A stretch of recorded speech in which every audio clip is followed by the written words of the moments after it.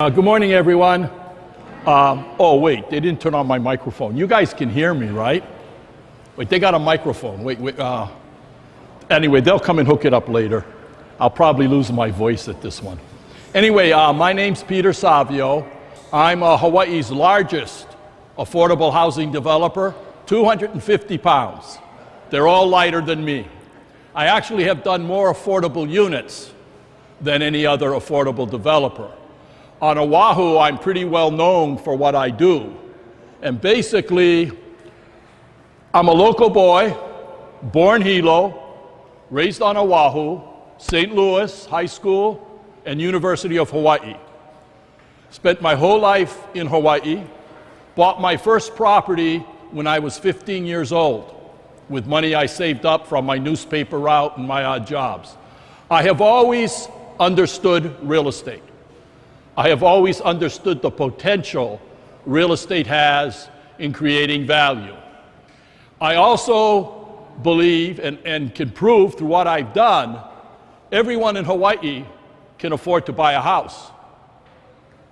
We just don't know how to do it. And that's why we keep on failing and failing and failing. And I see it as sort of the tale of two cities. You have one part of Hawaii where the people own. They're happy with this market. Their homes going up in value, their payments remaining constant. Maybe they've paid off their mortgage. They don't have a mortgage payment to make. They're in pig heaven. They're living the good life because they owned real estate and they bought it years ago. The other tale of the other city is those of you who rent. You're struggling. You can't keep ahead. You get a pay raise, it disappears in higher rent, higher electricity, higher taxes. So the 50–60% of our market that rents cannot thrive in Hawaii. They cannot afford to live in Hawaii. They cannot afford to retire in Hawaii. They have 2, 3, 4 jobs to survive. Our housing crisis has been with us for 70 years. And for 70 years, we have not been able to solve it. And that's because we're not solving the problem. We're treating or chasing the symptoms of the problem. And what I'm going to try to do today is explain our market. I want you to understand the market, because then you'll understand what I do and why I do it. Most people are troubled with my type of project. They love it, don't get me wrong. They're just troubled because they don't understand why is he doing it, okay? I do make money. I just don't make as much money as everybody else. Okay, if you look at our market today, I am buying the land here on Maui for $20,000 to $40,000 per lot, fee simple. I could sell you that lot right now for that $20,000 or $30,000. I got to add my 5%, but I could sell it to you. That's what I do. I sell at cost plus. But the land is not the cost, the biggest cost. That's only the $20,000 to $30,000, $40,000 per lot. The cost is everything that gets added on. This project had been sold to another developer, and we were able to look at his projections. His $20,000, $30,000, $40,000 lot turned into a $400,000 lot as he went through the process of his projections. And that's because you have to pay for everything that needs to be done. The architects, the engineers, the city, all the concessions everybody wants, etc. And all it does is add to the price, add to the price, add to the price.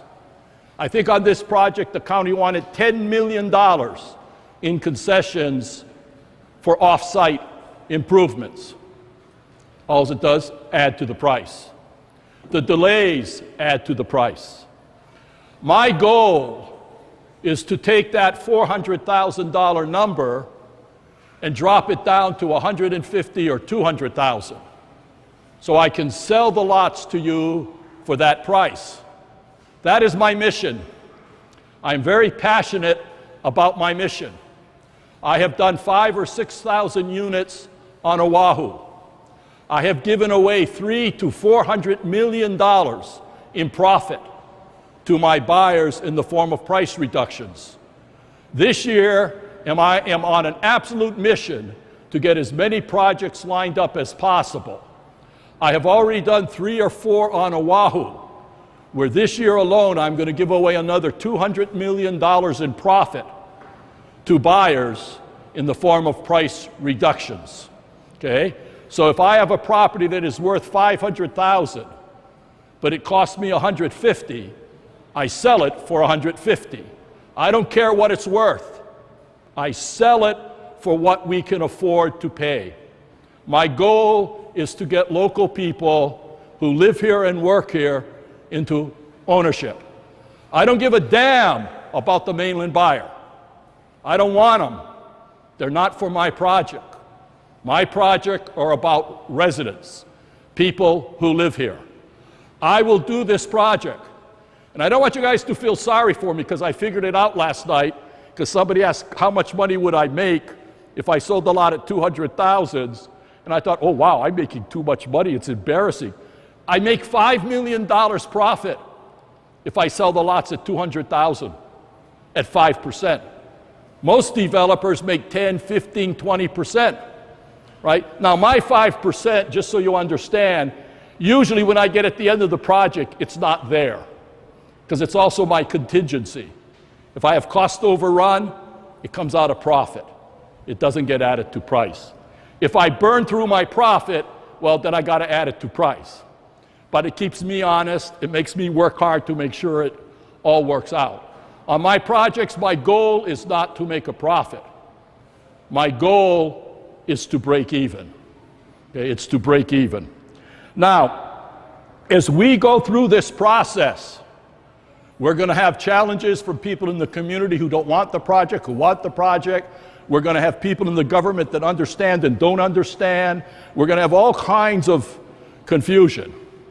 So the important thing is you have to understand what our housing problem is, because then what I'm going to recommend to you makes absolute sense. Absolute sense. And it's interesting because people are beginning to adopt the concepts we're going to talk about today. And you're going to see that I think a lot of you are going to go, wow, I never thought of it that way. Now the market makes sense. Now I can understand what the problem is. So we just talked about the local developer that went from $20,000 who was going to sell the lots for $400 by adding all the normal expenses and doing it the normal way. Okay, a cost-plus developer basically does the same thing. The first step is, I'm 100% affordable. So I go to the county and say, hey, all your requests for off-site improvements, take them away. I refuse to spend my people's money to repair a bridge the county should have repaired, or to pave a road the county should have paid for, or to build a school the county should have paid for. Affordable buyers should not be assessed for off-site improvements. If your city council, your legislators, if they want to assess you for off-site improvements, and it's 100% affordable, being sold at cost, you got to tell them, go to hell. By the way, I always start by apologizing. So I want to apologize to everybody and to the politicians. I don't mean to get you guys angry, but it's just the reality of it. It's stupid to assess a first-time buyer struggling to buy $20,000 or $30,000 to repair a park or a street light or some other problem that's got nothing to do with on-site improvements. So that's my first rule. Unfortunately, people look at my price and go, wow, it's a $400,000 property. He's selling it for $200,000. Let's ask him for $50,000 to fix the road. Let's ask him for $60,000 to fix the sewer system. Let's ask him for $50,000 to build a school. The answer to them will be no. I will not do the project.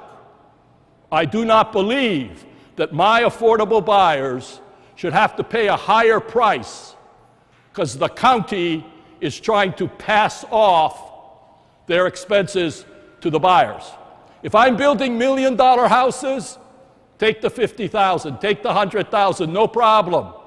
The mainland buyers will pay the extra. That's fine.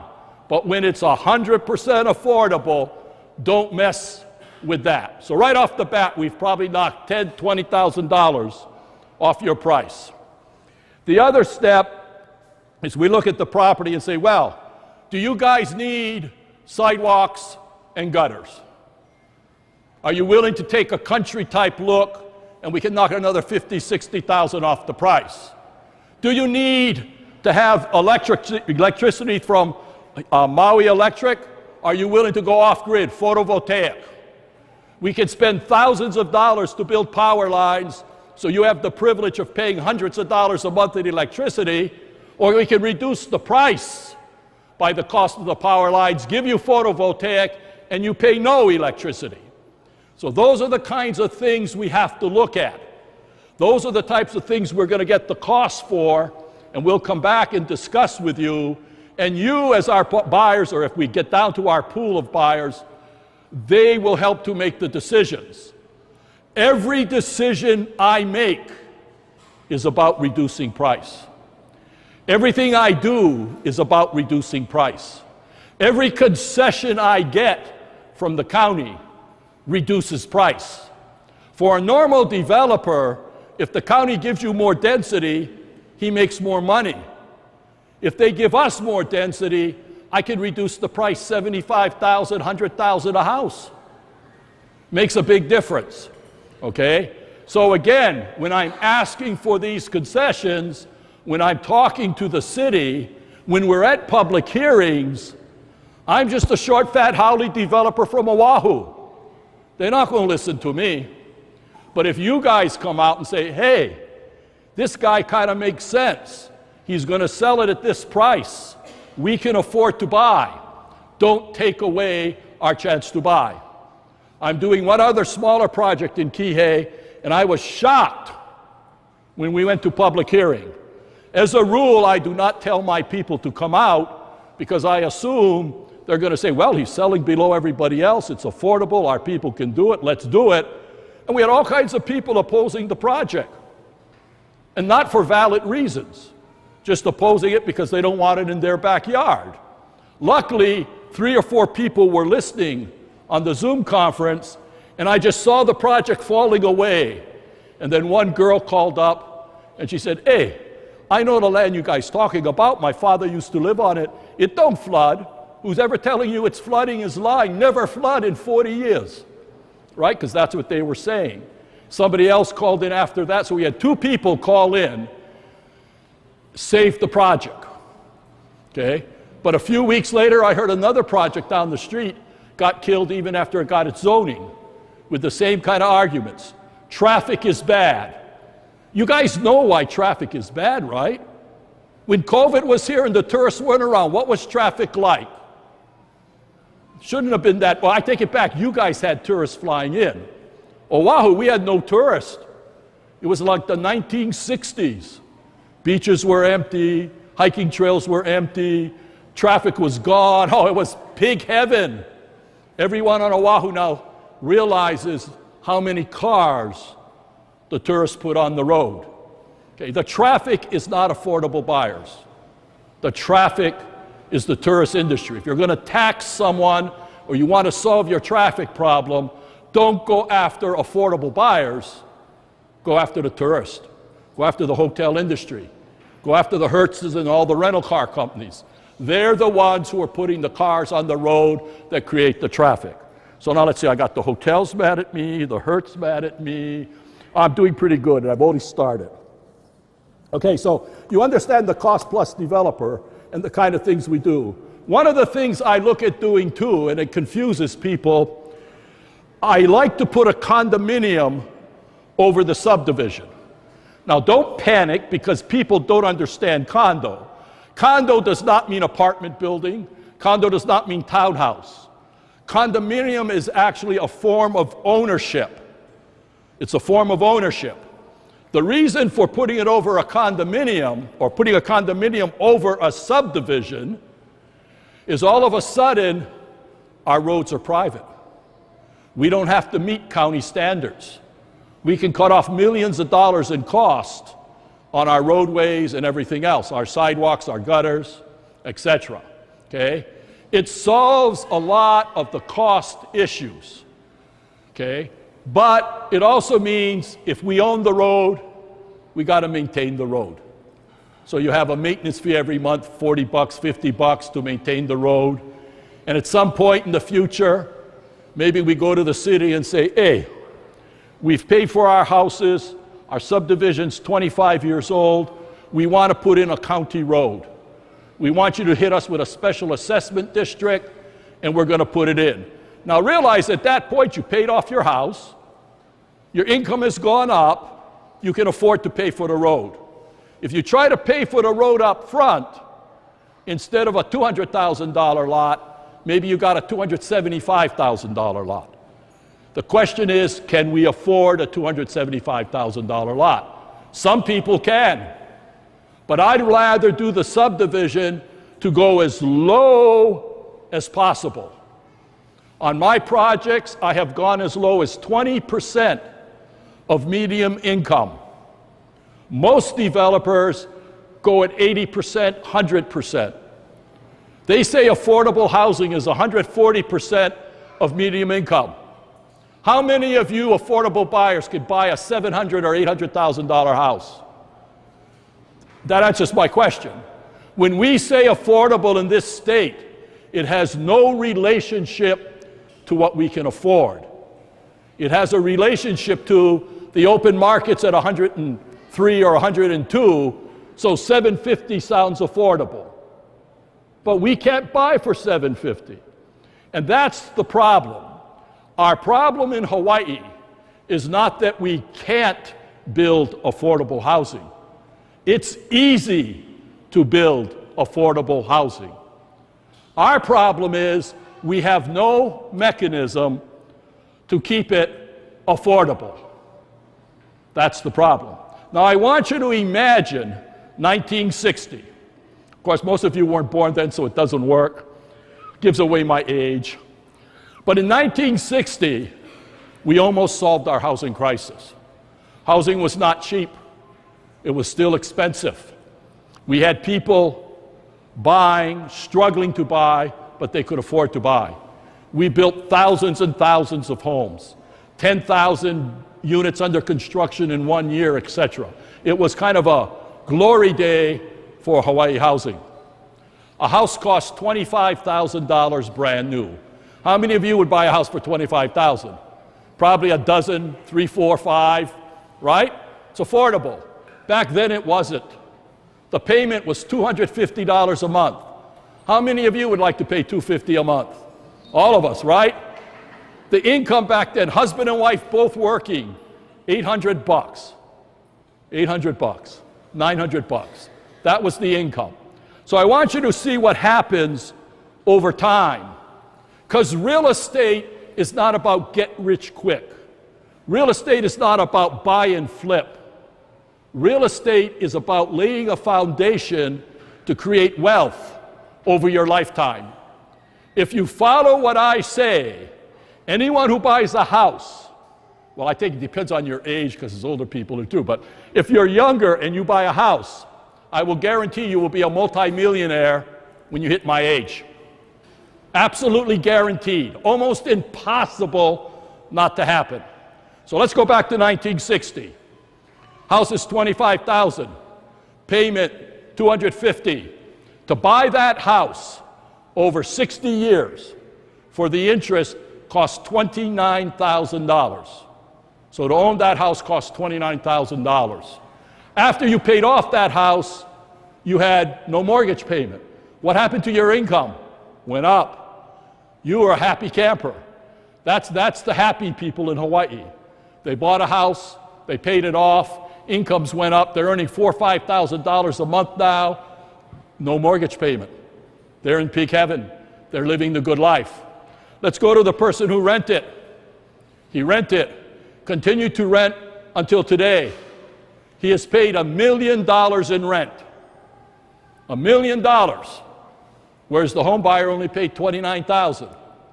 They're both in the same position, except the buyer is fat and happy. The renter gets a pay raise, rent goes up. Gets a pay raise, rent goes up. Get a pay raise, rent goes up. They never get ahead. But more important, the person who bought the house has all this money. What does he do with it? Buys a boat, goes to Vegas, travels to Europe. That's what some people do. Other people save it, invest, and do some of those naughty things too, right?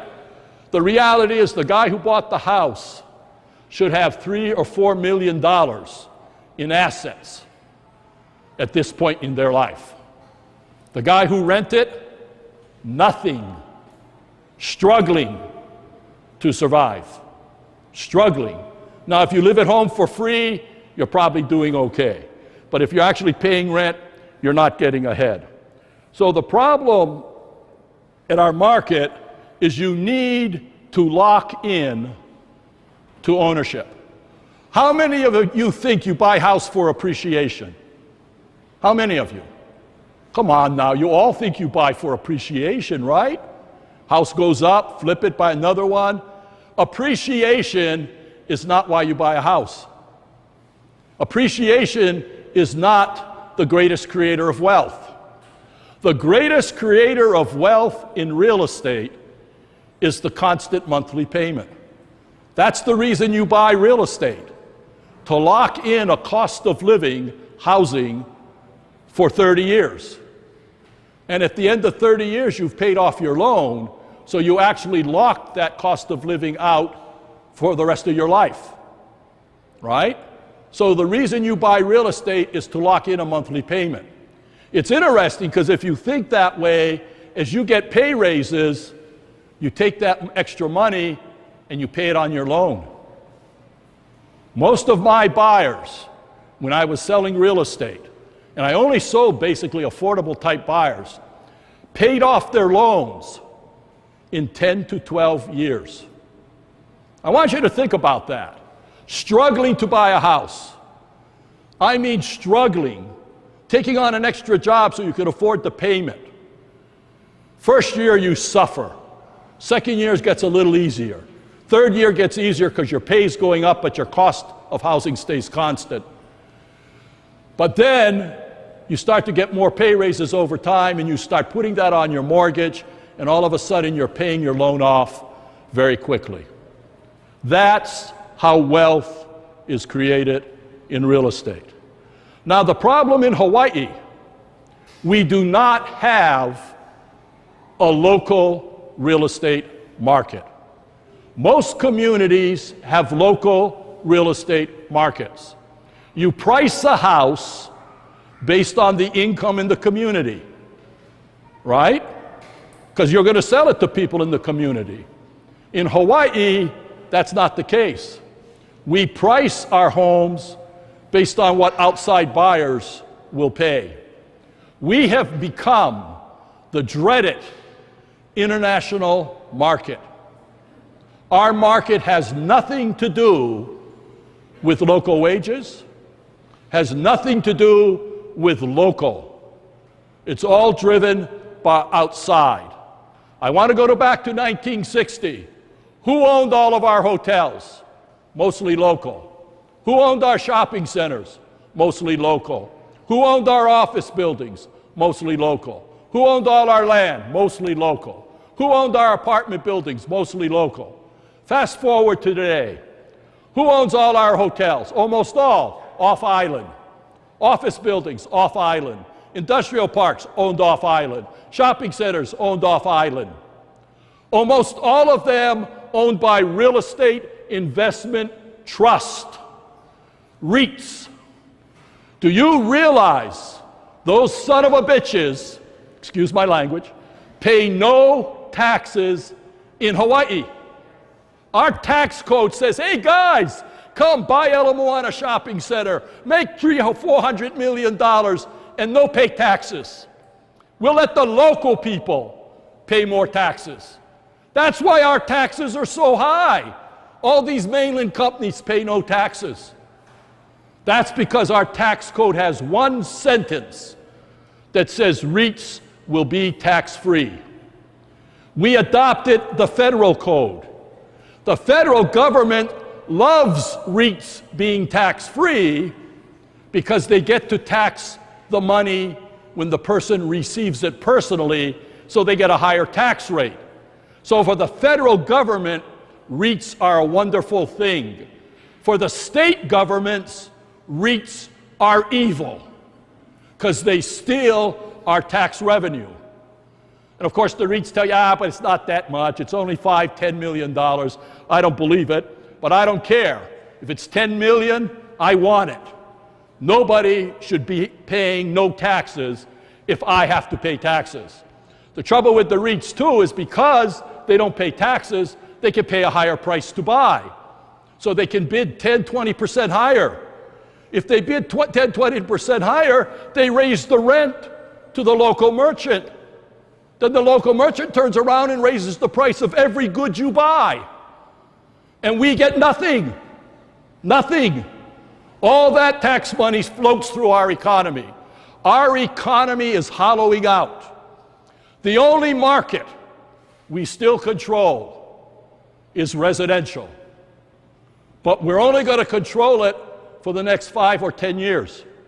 40% is probably mainland owned. 40%. Here on Maui, they did a study recently.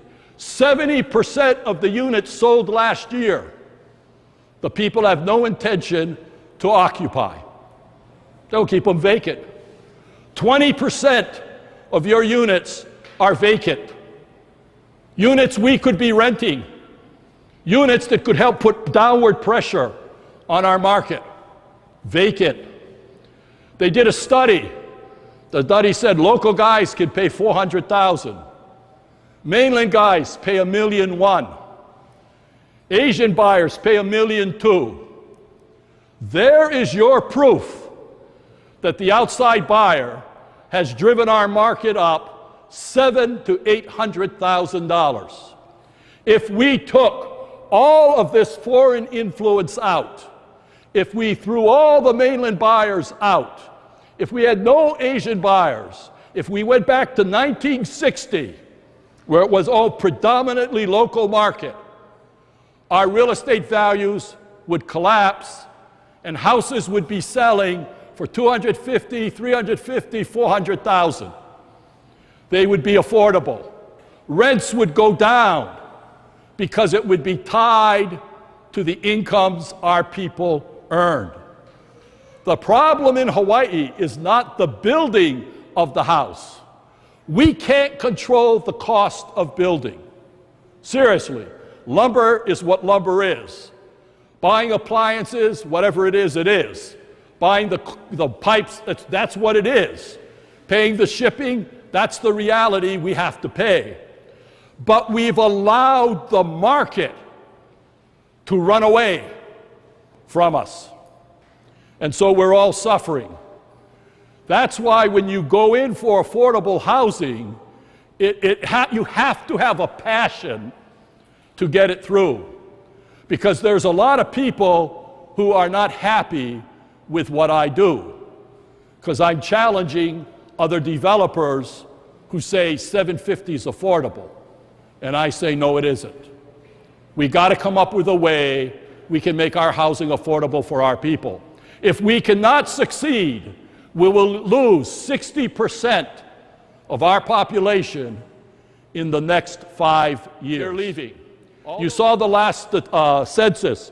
Our population went down, I think they said by 12 or 20, I don't remember. 12 or 20,000.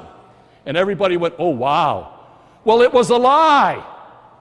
They forgot to tell you, 30,000 people moved into the state. So 50,000 left the state and 30,000 moved in. This is a serious problem. We have to attack that problem now. And the problem here is everyone wants to be polite. Nobody wants to raise the issue. Nobody wants to rattle the cage. Okay? I've been speaking about this for years, and it falls on deaf ears. Everybody loves the ideas, but the politicians won't do anything. You guys have got to get involved. You have to understand the problem. For our community, this is a life or death struggle as to affordable housing. I want to give you a few examples of how your government and my government operates so you can understand what we're up against. Everyone knows about mass transit on Oahu. Absolute disaster, costing billions of dollars. I went to breakfast with the head of mass transit a few years ago, and he was late because he'd just been to the governor and we were going to lose another $300 million, and he was moaning and groaning. And I said, you realize mass transit can be free? And what? I said, yes, it could be free. And he said, how? I said, you're building 20 stations. 1 mile, half a mile around each station, you're setting up a special zone. In that zone, you're going to allow high-rise development. So you're creating all of this value. All you got to do is tax those people for the increase in value, and mass transit will be free. So he sat down and spent 2 hours calculating it all out. He says, Peter, we would only have to tax them $5 a square foot to pay for mass transit. And I said, well, if that's all we have to do, I want 50. Because the land value is going to go up $100, $200, $300. And that's what happened. All the land around the mass transit stations went up $100 to $400, $500. Then the city, brilliant city, oh, we're going to give the developers all kinds of concessions. No parking, additional density. I said, don't do it. All you're going to do is raise the price of the land. So what did they do? They gave all the concessions. The land went from $500 to $600, $700. You know why they gave the concessions? To create affordable housing. So in their minds, taking the land value from $100 to $700 a square foot creates affordable housing. You want to know why we can't build affordable housing? Our cities, our councils, our counties don't understand real estate. They don't understand value. Here on Maui, you guys have a program I love, the ADU program, additional dwelling unit. You can add it to a lot. They made the same mistake. They say, okay, we're going to give everybody the right to do an ADU. What did they just do? They raised the price of the land. It's more valuable now because you can build a second unit. What they should have said is, we'll let you build a second unit if you buy that right from the county, and the money goes into a trust fund to build affordable housing, because then you had to pay for it. Or they said, yes, you can build a unit, but you have to rent it to someone local at a market rent, not a tourist rent, right? Then you would have had a balance. But you cannot give out density and bonuses, because all it does is increase the value. Now, if you give it to me, it decreases the price. I mean, that's the difference, okay? Because I'm all about whatever our cost is, that's where we're going to end up. The other one, I've got to get my note. Oh, getting old. Believe it or not, I used to remember all this stuff. And then as I get older, actually what it is I never do the same presentation twice. Every one I change. So if you came last night, this is slightly different. It's got to keep it exciting. Okay, where was I? Talking about the... Okay. I talk about the ADU. Okay, the other one I want to talk about too is rentals. All right? A lot of people rent units. We build a lot of rental units. Rental units are evil. Absolutely evil. Because they steal value from the tenant and give it to the landlord. So when the city or county is going to build a rental project, who's going to own it? A REIT. So not only do they own it and get all the value, they pay no taxes. Okay? Or they're a wealthy individual who's going to get all the benefits of ownership. My aunt lived in a building in New York. It was a rental building. She went in to rent her unit, and I think her security deposit, let's say, was $400. And they said, thank you, Jen. This is your down payment. You now own your rental unit, and this is what your share of the mortgage is, and this is the water, blah, blah, blah. Excuse me? Yes, you've locked in your payment. That's your mortgage payment. Do I own the unit? Well, not really. We're a tenant-owned building. My aunt lived there for 40 years, decided to retire, sold the unit back to the building.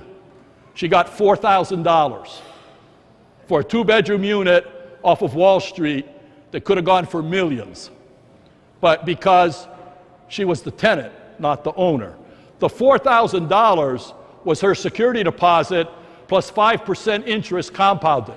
That's all she got back.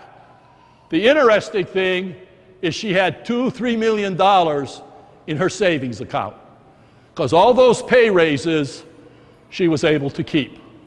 All those pay raises didn't go to the landlord in the form of higher rent.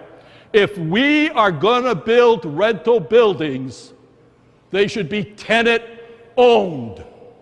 The value, the savings, the wealth should stay local. I am not changing anything we presently do other than who gets the benefits. Right now, we're exporting the benefits. We're giving them to mainland and foreign companies. We're giving them to wealthy individuals, and the local guys, we're getting screwed. We don't get the wealth. That's not right. You have to get your government to start thinking about real estate as a wealth creator. You got to start thinking about the wealth has to stay local. To build a tenant-owned building costs no more than what we're presently doing. The only thing that changes, who owns the building, right? If you're renting, you want to own it. You want your kids to be able to get it. You want it to stay in community ownership because it's affordable forever. So what I'm doing is taking that concept and applying it to all of my projects this year. This project is going to be the first one. I'm going to require that the projects be sold tied to wages, tied to a local economy, not tied to an open market. It is still an open market. Your house will still appreciate. It will go up in value, but it will go up in value tied to wages. Imagine Hawaii with no tourists, no foreign buyers, no outside buyers, just us poor local guys living here. That's the market I'm going to create. The market that's local in nature. So your house, if wages, like in my model, the wages went from, let's say, 900 to 5,000, right? So the price went up with the same ratio, okay? Now the house might actually be worth $1.5 million, but maybe on the local market it's only a $700,000 or $800,000 house. But you bought it for 25 in that model. You should be happy. The key is you're going to give up some value that you could have had. But that value is actually greed. It's not a local value. It's not tied to our wages. It's tied to what an outsider will pay. We're saying don't sell to outsiders. Sell to the local market. Pass the savings on to your kids, your grandkids, your friends, your community. I asked all of the projects I had started this year, because none of them had this requirement. And I told the people, I started with you, I didn't put the requirement in, I will not require it, but I would like you to adopt it. And I really thought I was going to have a little bit of a struggle. Boy, was I surprised. All of my projects agreed. They said, Peter, it's fair. We want to help the local guys. I'm happy. Now realize, if you don't buy in the local market, You got to go buy for 800,000. If you can't buy for 800,000, you can't buy. The privilege of buying in this market is going to come with a little bit of a cost. You got to have a good heart. You got to be willing to share the wealth. You have to say, when I sell, I'm going to make money. But remember, is the money made in appreciation? No. It's made in managing your income. It's made over time as pay goes up. In this program, you should be able to pay your house off relatively quickly, and when you get ready to sell, you may get $600,000 or $700,000 in appreciation in 40 or 50 years, but you should have $3 or $4 million minimum today's value in the bank. Okay? It just makes economic sense if you do the numbers. I also did the other days going, okay, if I buy for 400, I buy for 800, I sell at the full market, I sell at the restricted market, and I went, oh, something must be wrong. I went back and I did the calculation again, I got, something must be wrong, and all of a sudden it hit me. Oh, the reason the guy in the local market is making more money, his payment was only $2,000. The guy who bought for $8,000 was $4,000, or $5,000, it was a bigger payment. So he paid more money. So even though he had a higher price, the net number was almost the same. So in effect, you're not losing anything other than you're paying less money to buy. You're paying a lower mortgage to buy. And the 800,000 guy is paying more money and he gets a higher price. But when you subtract what he paid, his actual profit is less. You actually do better in the local market. So one of the things I'm asking is you seriously consider it. I don't need an answer now, but I want you to think about being willing to lock in your price tied to a local market, which means you sell based on wages. Now the good news is this may actually become the state housing policy. Duke Iona has adopted this concept as his housing policy. So if he should win, we're in big. These projects will go, and a lot of them will go, because we now will have support from the top. We have to solve this problem, okay? I have done this all my life. I have never restricted the resales. I've never had to. My buyers did not cheat. My buyers appreciated what was done. I sold in the communities where they're still affordable, because mainland haoles don't like my communities. Waipahu, Kalihi, Old Eva Beach. You know, they're old style subdivisions. No sidewalks, no gutters, 5,000 square foot lot, single wall house, 960 square feet. I don't know, oh, you young guys won't remember, but the typical house in Hawaii used to be 3-bedroom, bath and a half, 960 square feet. The Hicks home, right? Thousands, tens of thousands of them were built. All of Kailua, all of Aiea, all of Pearl City, all of Old Kahala were Hicks homes, single wall, cheap. But we built cheap because we could afford it, and then over time we upgrade. One of the other problems buyers make, they all want to buy the pretty house, their dream home. Don't. Buy cheap. Buy the lowest price. Take the Formica instead of the marble or the granite. Keep the price down and pay that sucker off as fast as you can. Sell it and move up. Right? That's how you do it. Right? The monthly payment is the key to wealth in real estate. The monthly payment. Nothing else. If you manage that, you can do really well.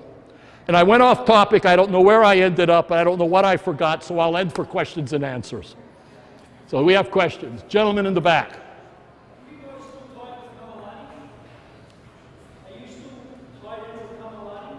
I am going to do a project in the Kihei area, 500 units. I cannot disclose the location because of a confidentiality agreement. We hope to have that all worked out in the next week or two.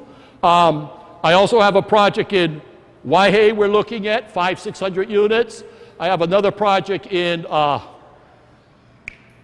Paia, I'm looking at. So I'm not looking at one project. I want to do a number of projects. If the county supports us, I'm here to do projects, and I will do them until every buyer's got a house. If the,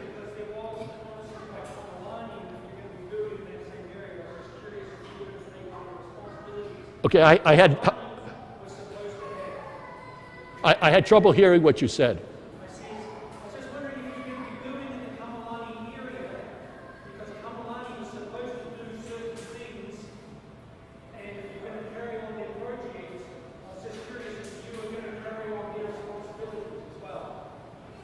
I am going to do a project in Kihei. That's all I can say now, right? All of my projects, as a rule, I will not accept what the previous developer did. I go back into the county and say, guys, 100% affordable, 100% sold at cost. Are you willing to work with me? If they work with me, we do the project. If they say no, I don't do the project. It's that simple. It's not up to me. You got to understand, I tend to get all the credit when these things work. It's not me. I'm only the catalyst. The credit goes to the council, your city council or county council, because if they don't help, we cannot do the project. You know, we can go with the state 201H, or we can go with their program, but I'd rather work with the county. So if they work with me, we can do the project. If they don't, we don't do the project. It's that simple. I'll go find some other location. Do we have any other questions? I was wondering what effect Maui County Bill 111 is going to have to your current or future projects. Bill, 111. what's Bill 111? The county is taking over deciding how many houses in the affordable subdivisions are 80%, 100%, 120%, and they're going to take over the lottery, the qualification process, and all kinds of other things that will affect. Well, they can do that if they want, but I think they're inefficient. It's not a good idea. The lottery should be controlled to make sure it's honest. In terms of the 20%, the 100%, the 120%, the 140%, to me, 140% not affordable buyers. 140% can buy in the open market. They got to struggle, but they can buy. I'm more interested in people at 100% and lower. Most developers want to go 120, 140, 150, because it gets easier and easier as you get bigger and bigger. I prefer to do under 100. So I wouldn't have trouble with them. Now, if they come and say, Peter, we want everything at 50% of median income. Okay, what concessions are you going to give me so I can get there? Right? Because it's all a question at that point on density. I've done units without any government help at 20% of median income. People earning $20,000, $30,000 could buy a unit. No government help. But you have to have a unique situation in terms of your cost structure, okay? As an example, on a project, we're doing the one in Kihei, the 27 units. When we bought it, it was 27 lots with a single-family home and one ADU. We thought, hey, great, it works. We can spread the cost over 54 units instead of 27. Then somewhere in the process, Maui changed it to where you could have 2 ADUs. And I thought, wow, if they give us 2 ADUs, I can reduce the price by $50,000 per house, right? So it helped to bring the price down. So instead of spreading the cost over 54, I could spread my cost over 81. So the more units, the price starts to drop really drastically. So if we're building 500 units and that's all we're allowed, and they say, Peter, we want you to go down to people with $20,000, $30,000, $40,000 income. No problem. What are you going to give me to allow that to happen? Are you going to let me build additional units? If they double the number of units, my land cost goes down by 50%, right? So, you know, you got to look at this For a typical developer, you give him more units, he makes more profit. The price doesn't go down. He just makes more profit. There's an illusion of price reduction. He just makes it up on the extra unit. Okay? In my model, every concession is a price reduction. I only get 5%. So if the lot costs $200,000, I add my 5%. If the lot costs $150,000, I add my 5%. Okay? And that's how it is. So I'm honest in what I do. My lotteries are not rigged. I'll hold them in the open. In fact, we do our lotteries with everybody there. We put the tickets in the bottle, shake it up, come up and pick, right? Everybody sees it. For $50, I can get your ticket pulled. I'm joking. Take that off the video. No. Now the city council is going to play that. I'm joking. That's why it was only $50. It's really $500. But the county, listen, if the government gets involved, more than likely they're going to screw it up. And they'll screw it up because they'll delay it. It'll take longer. A private developer's faster. We're faster because time is money. Okay? So I would encourage the county not to do it. Now, if developers have been cheating, then they have to say, no, there's a process you follow, and we'll have a government employee come out and watch it and certify the election or the drawing or something. But as soon as you let the government do it, I think you're dead. Or, yeah, well, what they do, we got to work around it.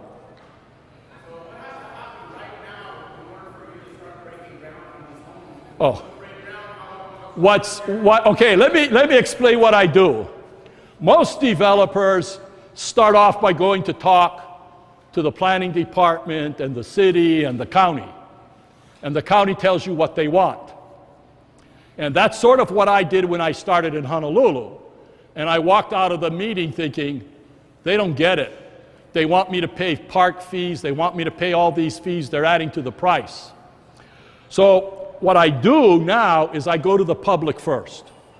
And I tell you, this lot is going to cost you $30,000.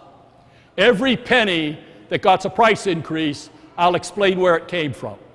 It was the architect's fee. It was the engineering's fee. Oh, this $100,000, that's the county. They want us to do this, this, and that. If you don't like that number, you go complain to the council.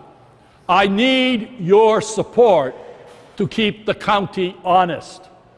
I never realized they would look at what I do as an opportunity to assess me more money. Because it's like, well, Peter, you're going to get your 5%. Why do you care? And I said, because you're raising the price to my buyer by like $50,000. And they go, but why do you care? They can buy it, maybe the lowest. I said, no, I won't do it. And I've been that way. I'm an absolute maverick in Honolulu. I avoid new subdivision as a rule. I'd rather do existing buildings because I don't have to deal with all this zoning issue. We are going to go in to the county shortly.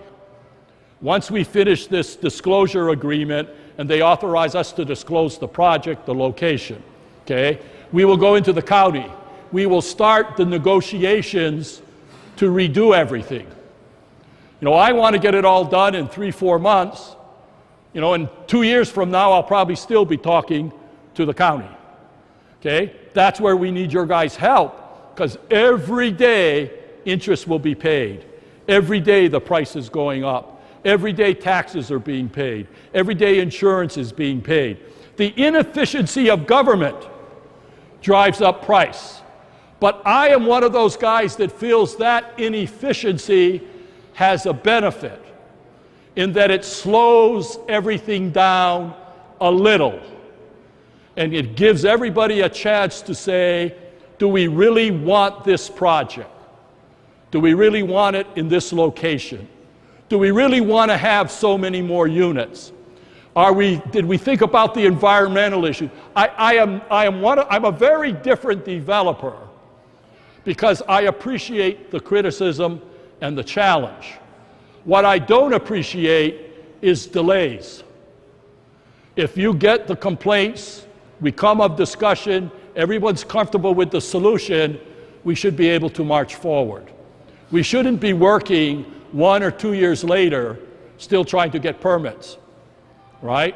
So again, it's very important, you follow the process. And even if you don't buy in this project, guys, this is your community's future. And if you don't get out there and start complaining, if you don't register to vote and you don't vote, guess what? Nothing's going to change. You know who votes? Property owners. You know who doesn't vote? Renters. Do you know who's getting screwed in Hawaii? Renters. Because you guys don't vote. Go register.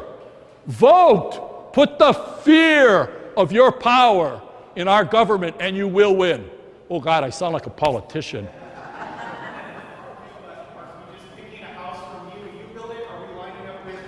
Okay, we are doing this on Oahu, so I'm hoping it works. And if it works, we'll do here. I get 5%. So if the lot's 200,000, I get 10,000. If I build you a house and it's 400,000, I get 20. So I thought, well, I always eliminate the cost. Let's get rid of that damn developer and reduce the price. So I decided, okay, I'm only going to sell the lot, but we'll structure a program where we'll have house plans approved, we'll have contractors approved, we'll hire building supervisors, so you don't have to deal with the damn contractor. You deal with your representative who will deal with the contractor. And then you guys can build the houses like a owner-builder with a construction loan through the lender. The key is I reduce the price because you don't have to pay me 5%. So I'm sacrificing some of my potential profit. And I'm not kidding you. I'm doing this project and my profit's supposed to be $5 million. And I'm sitting there going, that's way too much. So I mean, in the end, I'll probably reduce it, but right now that's our contingency. But, I want you guys to understand, if I break even on a project, that's perfection. If I make a profit, it means my wife gets to go on vacation. If I lose money, it means my wife gets mad at me, but I'm happy, as long as it's not a big loss, okay? I own a lot of real estate. I've bought real estate all my life. In fact, I own the golf course down the road here, or own 40% of it. I own 40% of Maui Beach Hotel. I own the vacant lot next to the Maui Beach Hotel. I own a couple office buildings. I am not poor, but that's money I made through my own investments. My real estate development company, its goal is to break even. I'm a very strange duck. And I'm not kidding you. I don't know what it is about governments and building departments. They have trouble with a developer who's not trying to make money. They have trouble with a developer who's selling at cost. Number one, because you are my buyers and I'm told you I'm selling the lot for $30,000, you have the right to know what costs got added to your $30,000 base. So if they ask for something, you guys got to approve it. So we're going to keep everybody honest. Nothing's hidden. Everyone's got to be honest. Quick question. Do you have any update on how the county is aiding just with the Wailani alone? Have they come back to you or working with you? Obviously that plays into future projects as well, right? Okay, on the Kihei project, I kind of stayed out of it, and I have 2 partners working on it. I do not do well with the government or the county. Or if I know them, I do okay because they understand my passion, all right? I mean, I get into a meeting and they start saying that you want to assess something and I just blow up. What the hell are you thinking? This is about affordable. It's not about you fixing your sewer system or building a bridge. Make the community pay for that. Why does my affordable buyer pay for that? They don't want to hear that. So as a rule in Maui, we've teamed up. I think it's a brilliant team up if we don't kill each other. The Carpenters Union is going to help us. They like what we're doing. and I've worked with them on a few other things. So they're kind of going to soften my rough edges, and they're going to work with us on it. So I'm hoping that will help. I try to avoid meetings with the county.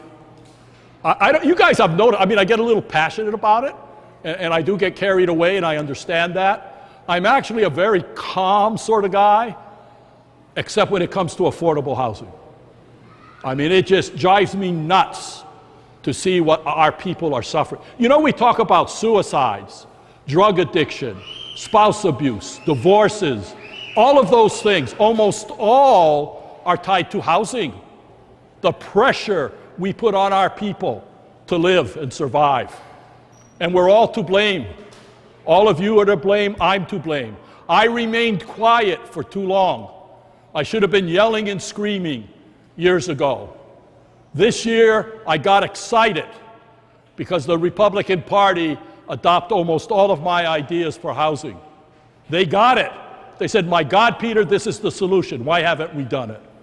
Right? I got one more story I didn't tell you, but it'll explain our government and why I'm frustrated with them. The city and state were going to sell their rental projects, 6,000, 12,000 units. I called them up and said, guys, I'll buy them all. I'll do a condo conversion. I'll sell them to the tenants at cost. They'll be tenant owned. We'll create the wealth local. It'll stay local. And in 30 years, they'll own the units. You won't have to subsidize them anymore. Everybody wins. Oh, they loved it. They loved it. They loved it. The bid comes out. Have to be a developer that's done 4 projects with city government. Well, that eliminates everybody in Honolulu because this is the first time we're doing it. So, mainland developer. Cannot do a condo. But they told me they liked the condo idea so the local guys could buy. They actually put the bid out so I could not do what I wanted to do. That's your government. That's your government. We could have had 12,000 units locally owned. Today, those units would be almost paid off. All of that money would have stayed. But no, somewhere in the system, somebody with some power behind the scenes changes the direction, and us local guys, they don't care. They don't care.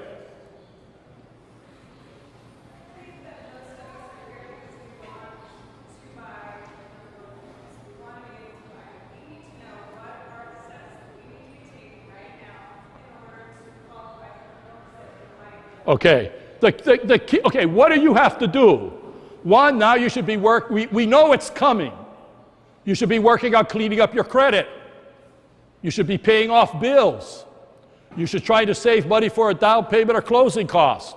If you've got family that own real estate, are they willing to refinance to help you out? Do not buy a new car. I don't know what it is about first-time buyers, but when they're getting ready to buy a house, the first thing they do, they contract to buy, and then they run out and buy a car. And now they don't qualify.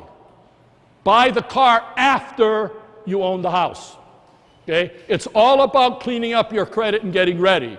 The other thing is when we'll be sending out newsletters, and if I do this project, I'll be coming back every month to give you guys updates on what's happening, when the hearings are.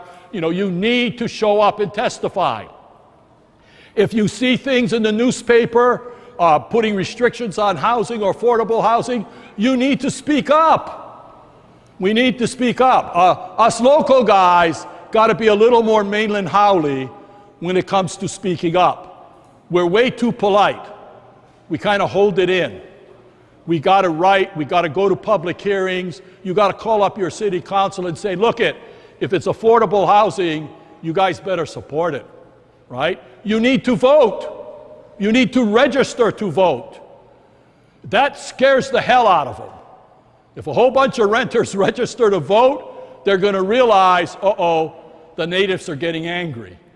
The guys that are winning elections are winning because the homeowners, they're happy. They already bought a piece of the pie.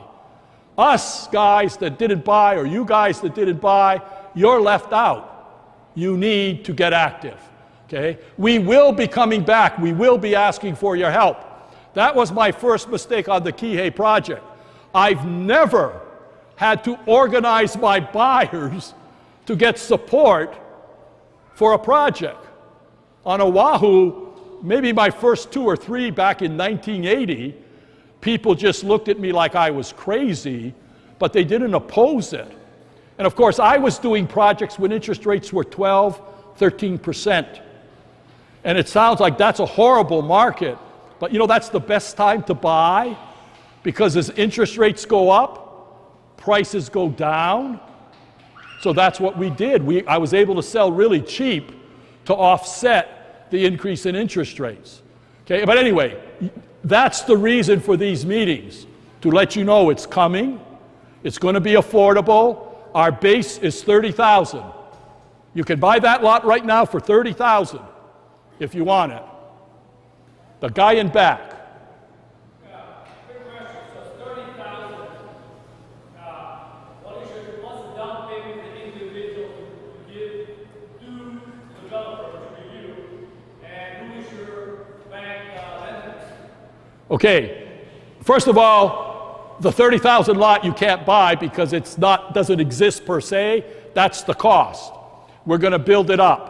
At the point we go to market, we will have lenders lined up for the individual buyers.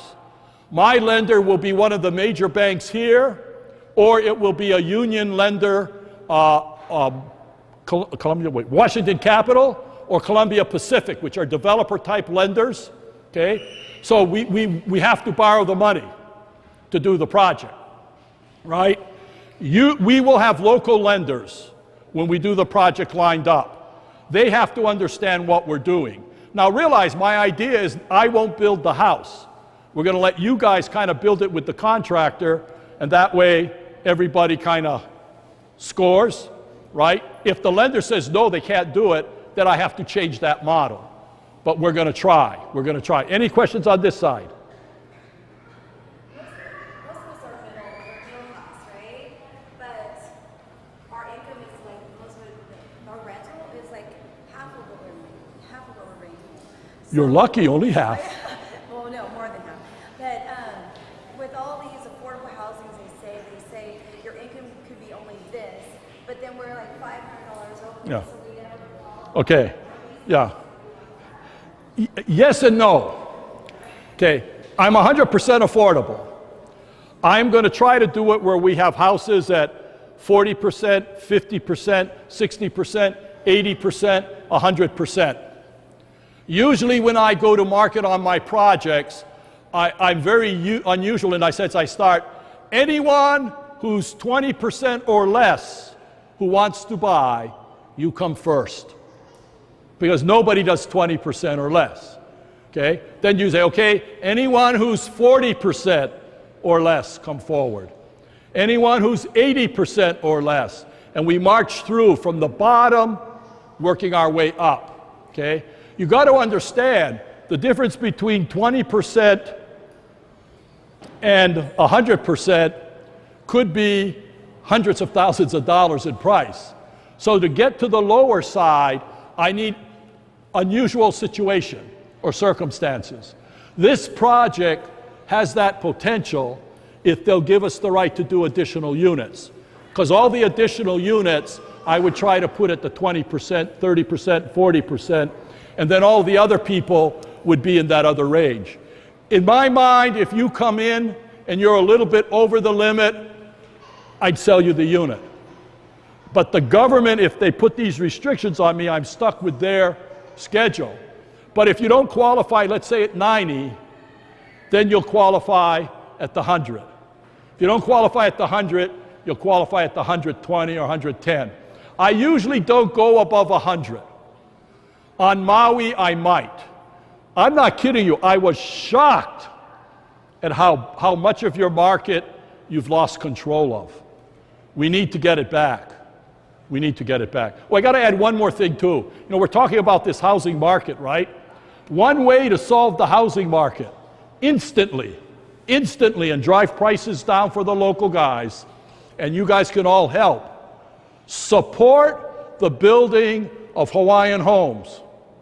If we build 30,000 units for the native Hawaiians, which we have an obligation to, and they move out of our housing market into their new homes, all of a sudden 20 or 30,000 units are vacant. But they're vacant on the local market. It's not a market mainland guys want to buy into. The units will be available for rent.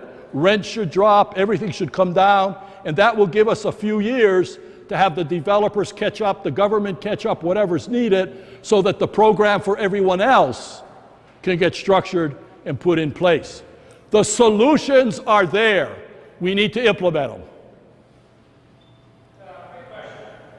Do you ever put a cap on when the house can be sold? Because what's happening out here is other people are buying affordable houses, especially in the early 2000s to the mid 2000s.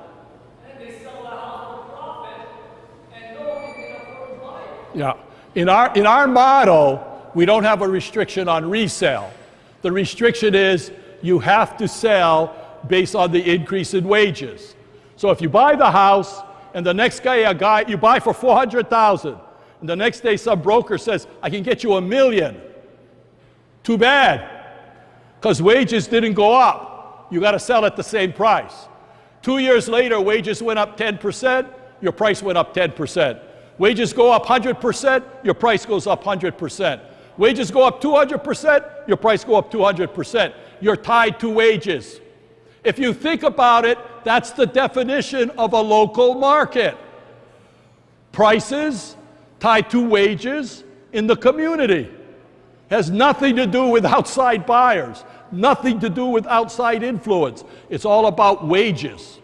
And trust me, mainland guys don't pay more money in the store. I mean, they may own everything, but they don't pay extra wages so we can pay more for housing.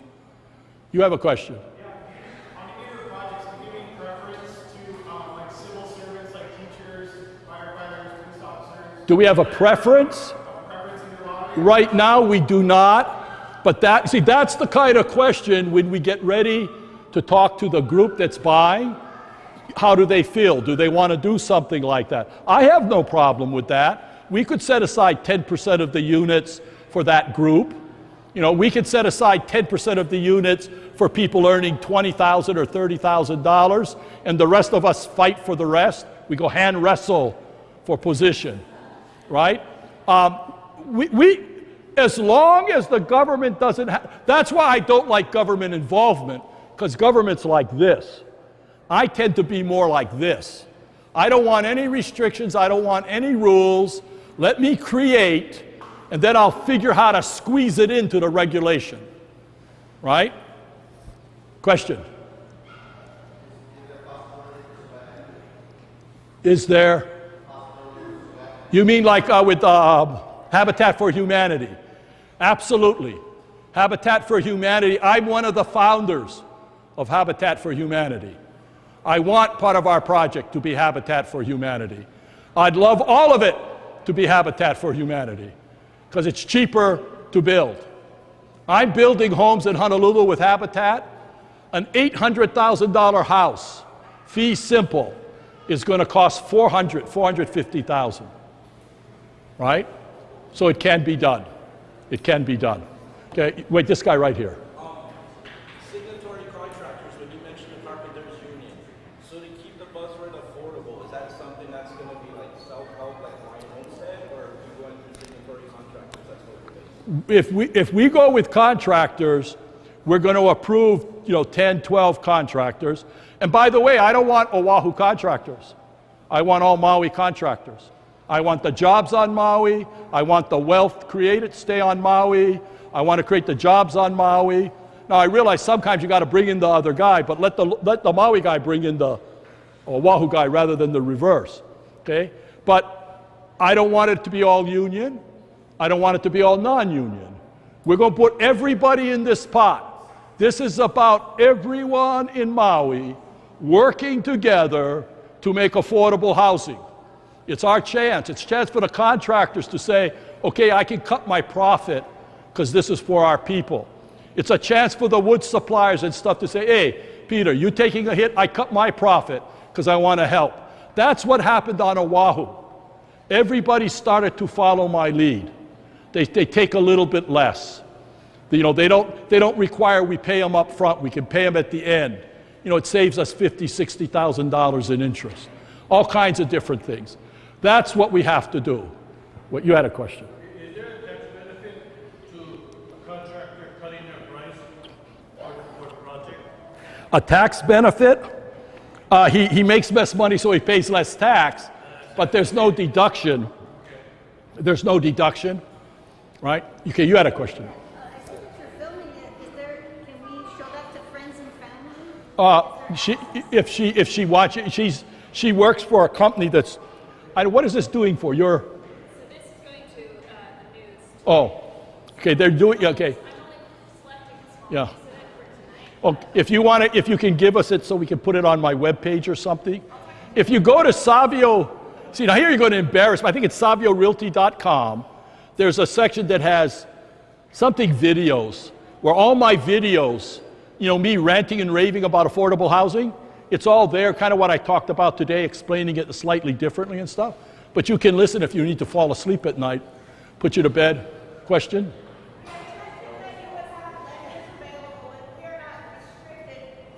No. We have lenders available because you think the city's confused by my projects. You should see the lenders. You know, it's got, what are you doing, Peter? In my first project, we had trouble selling. Nobody would come and look. Nobody. Ads everywhere. I call up friends, why don't you come out and look? Peter, Waipahu, a junk unit is 60,000. You selling for 42, gotta be crap. I said, no, it's a $60,000 unit for 42. No way, nobody would come. I had to raise the price to sell the units. So I raised the price to 54, sold out. Then after they bought or contracted, I reduced the price to 42. I refuse to make more money than I have to, okay? But we will have lenders there. You can get your own lenders. Most lenders will not understand what we're doing, but let us know so we can talk to them and explain it, because they're going to have problems with the appraisal is going to be 600,000 and we're buying for 400. And they're going to be scratching their head why, right? Okay, any other questions? We're going to do the drawing pretty soon, so yes. How much money are you guys asking from the government? Like, why do you have to go to the government? Is it because it doesn't have all the entitlements yet, or you need some money from the affordable housing fund? We don't need money. We're all private, but you know, the project is approved, but it was approved for $800,000 houses. So we want to go in and say, no. I don't want to pay park dedication. I don't want to pay all these special assessments. I don't want to repair the highway because I'm selling affordable. So we need to negotiate that portion out so we can get the price down. So, I think we saw an announcement for 500 homes in Phoenix, and it's rumored that you're looking at the parcel right come on. Is there a minimum threshold you need to build? And what if people don't want to live down in the Monsanto? Is there other projects available? Okay, try that again. It was like too many questions in one. Is there a minimum threshold you need to build? It's rumored that you're looking at the parcel right come on. A lot of those Kamani condos got sold to mainland people because there wasn't any demand in it. So Okay. is there like 200 homes you need to go through the project? You need 300? As a rule, the project's sold out. The buyers we have already, we're sold out. I mean, not the buyers, but like the number of people that have come, we're up over 1,000 already, okay? And it's going to keep on climbing. Okay, so I'm not worried about selling the project out. Once our prices come out, I think you're going to get even, a lot of people right now probably don't believe it. Okay, but once we start the process and they see it happening, I expect more people to come out. Okay, so we should be not a problem. Okay, last question.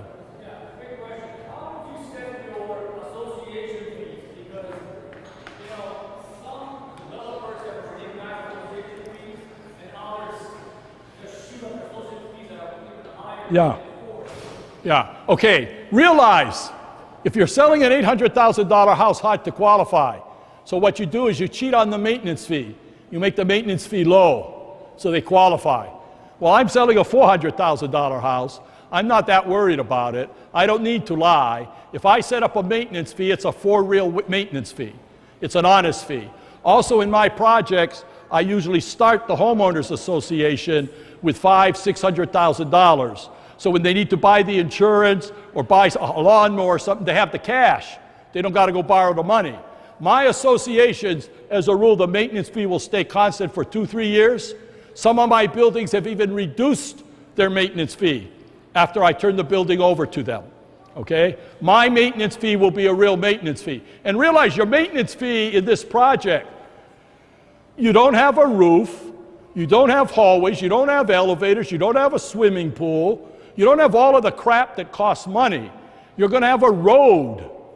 We got to maintain the road, right? That's going to be our big common element. So we got to put enough money aside for that. You got to pay for the insurance. Maintenance fees seem high, but if you're a building managed well, it is less than what a house costs. The difference in a house, you don't set money aside every month for the roof. You don't set money aside every month to paint. You wait until it needs to be fixed, and you go out and you spend $40,000. All you're doing in a condo is collecting as you go, okay? Where you have to be careful is where condos get mismanaged and people start spending money on stupid things. But in our kind of projects, it's like, well, we only got the road. That's easy to manage, right? Get a puka, patch them, right? So, I mean, it shouldn't be an issue. Any last questions? Because we got to do the drawing. Got to give away my $50,000 in closing cost bonus. Hey, try again. Can you put a section in the newsletter to show how we can support you? How many support me? Oh, yeah, yeah. Oh, yeah. See, you're going to make me write my newsletter. No. I got the feeling we got the support, right? The meeting last night, I was, today I'm relatively calm. You should have seen me last night. Oh, somebody put coffee or something in my drink. I was on a roll. But anyway, any other questions? I saw some hands. Quick. So what is the next step after this? The next step is to wait till the newsletter starts coming out, because we have your email address now. We got to sell it, make a little extra money, help pay for the, no. We have your email address now, so we can start sending out notices. Hey, we're going to be going in to talk to the county. We're going to do this, etc. Hey, we reached agreement with the landowner. The mystery project is, that kind of thing. We can start getting information out to everybody. And realize, if you don't get in this project, you probably get into the next one or the next one. I'll make the commitment as long as I'm alive. I'm getting old, so I got to worry about that. But as long as I'm alive, I'll continue to do projects till we satisfy the need. I'm also trying to do an ag project. So if any of you want to be farmers, we're looking at trying to do an ag project. We've had great success on Oahu with that. Thousands of farmers coming out to buy. Thousands. And I suspect the same thing's true here. People want to own the land they farm. Okay, drawing. I'm going to give away $50,000 in closing costs, credits, down payment loan, whatever you want to use the $5,000 for. So when we call your number, you have a ticket, come up, make sure you give them your name, because no name, no prize, okay? Okay, this good-looking guy here that's falling asleep, you choose a number. If it's your number, it don't count. Oh my God, the pressure. Okay, everybody look at this guy. Whoever he drew, you owe him something. Maybe lunch or something. 474. Who's 474? Oh, it looks like collusion to me. Collusion. Okay. You come up and go give him your name. Okay, you choose. Yeah, no peek. Got to look away. No, not that one. The other one. No. Okay. Oh, the lady who gave me the $50, no, joking. 485. Hey, collusion.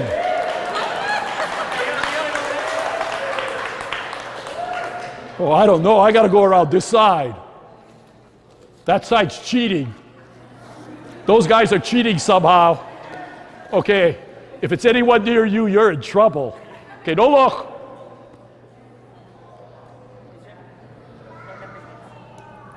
Okay, it's not you. 4, 4, 0.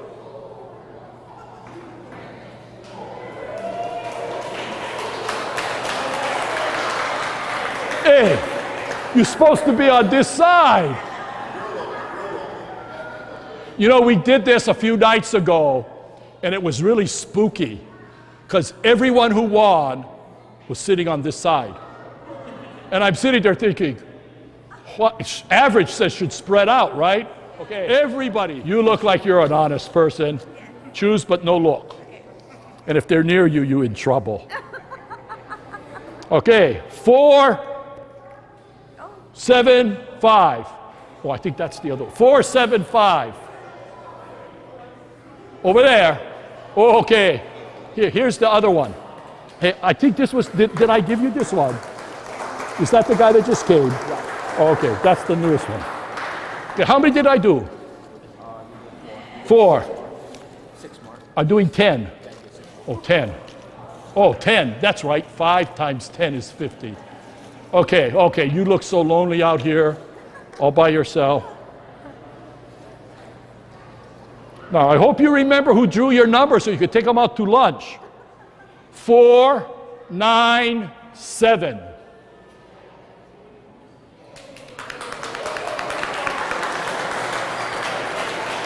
Okay. How many more? 5 more. Okay. Yeah, we try this guy over here. The lady who always has too much money. I don't have too much money. Here you go. I am happy. Now, cannot be your number now. I know. Okay. 4, 5, 1. Kind of close. Oh. So what? 4 more. Okay. Okay, we're getting all these guys sitting close together. We got to go in back. Oh. You guys got to have some luck back here. Okay, you look happy. Make somebody happy back here.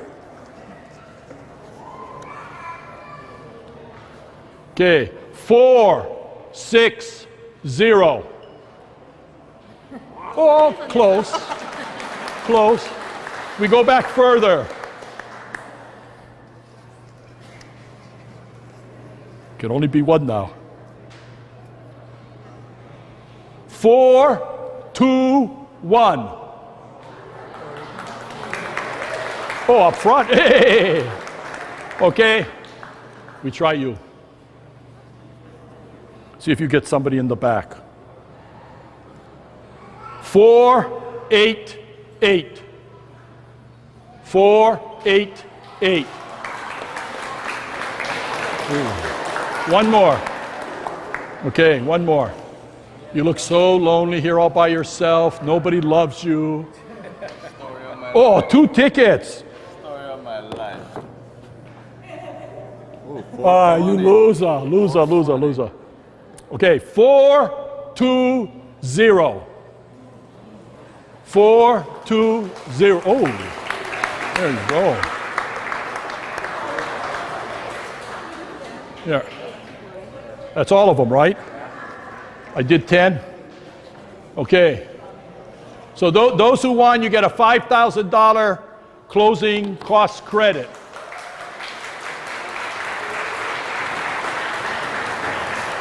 Now, if I'm lucky, everybody who won doesn't win a raffle to buy a house.